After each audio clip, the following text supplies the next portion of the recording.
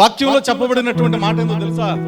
నీవు అర్పణ అర్పించటానికి బలిపీఠం వద్ద నీవు అర్పణ అర్పించటానికి నీవు దేవుని మందిరానికి వచ్చి నీ అర్పణ అర్పించటానికి వచ్చి నీ అర్పణ అర్పించుచూ ఉండగా, వాక్యంలో రాయబడిన మాట, నీ అర్పణను అర్పించుచుండగా నీ మీద నీ సహోదరునికి విరోధమేమైనా కలదని అక్కడ నీకు జ్ఞాపకం వచ్చిన ఎక్కడ నువ్వు అర్పణ బలిపీఠం దగ్గర నువ్వు అర్పణ అర్పిస్తున్నావు కదా, అర్పించేటప్పుడు నీ మీద నీ సహోదరునికి విరోధం ఏమైనా కలదని అక్కడ జ్ఞాపకం వచ్చిన అక్కడే బలిపీఠం ఎదుటనే నీ అర్పణ విడిచిపెట్టి మొదట వెళ్ళి సమాధాన పడు, అటు తర్వాత వచ్చి నీ అర్పణ అర్పించు.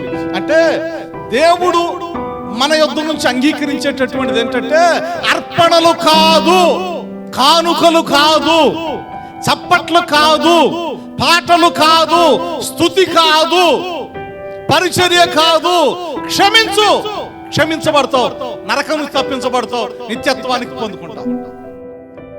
క్షమించు, మొదట వెళ్ళి నీ సహోదరుడితో సమాధాన పడు.